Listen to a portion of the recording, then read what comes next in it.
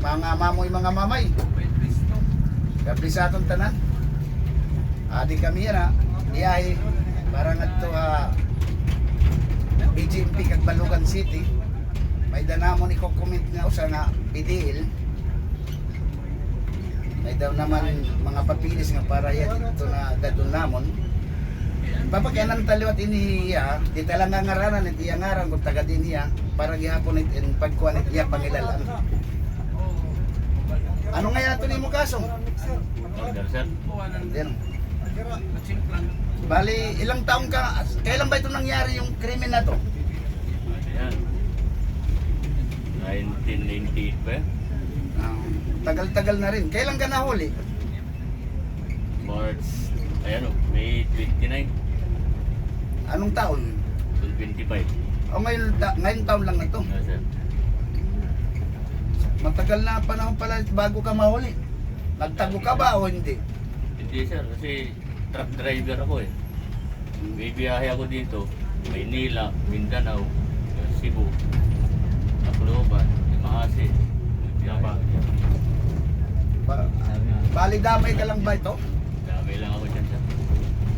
Sana maanong makamit mo ang tunay na katarungan para makalabas ka ngayong bago magpasko.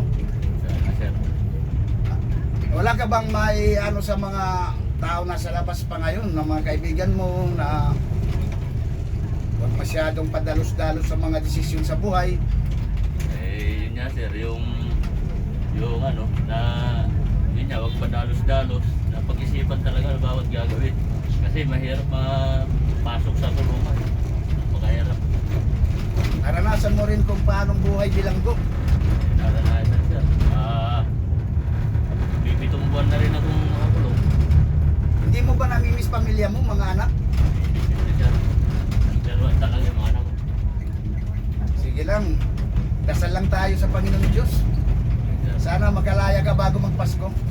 Eh, sana, sir, yung panalangin ng panganay ko na magkasama ako sa bago magpasko sa birthday niya kasi ng December 15. Tumawag kahapon na saan makalaya na daw.